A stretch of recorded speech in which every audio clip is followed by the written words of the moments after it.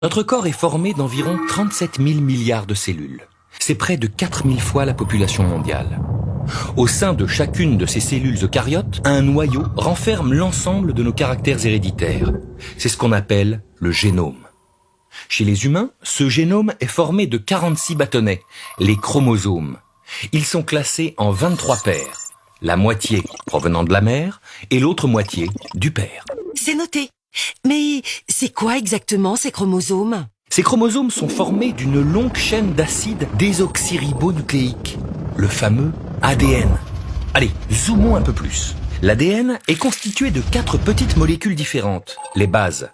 Elles s'assemblent 2 par 2. La thymine T avec l'adénine A et la cytosine C avec la guanine G. Ces bases s'enchaînent les unes après les autres et forment une très longue suite de lettres que l'on appelle des séquences. J'ai compris. Et ce sont ces séquences qui me différencient des autres humains? Exactement. Certaines séquences représentent les gènes. Cette séquence, par exemple, peut être responsable de la forme de nos oreilles, ou celle-ci encore de notre groupe sanguin. Et un même gène peut s'écrire de différentes façons. C'est cette variabilité qui nous caractérise et nous rend uniques. Mais parfois, des anomalies se glissent dans ces séquences et provoquent des maladies génétiques. Mais si je comprends bien, avec l'étude de mon ADN, vous pourrez tout connaître de moi? Pas tout à fait. Déchiffrer un génome apporte énormément d'informations sur un individu. Mais cela ne suffit pas à comprendre tout le fonctionnement de son corps.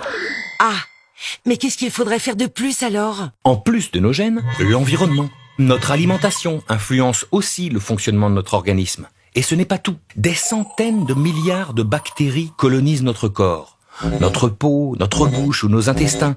Ces petites bactéries agissent aussi sur l'activité de nos cellules. Le métagénome que nous hébergeons...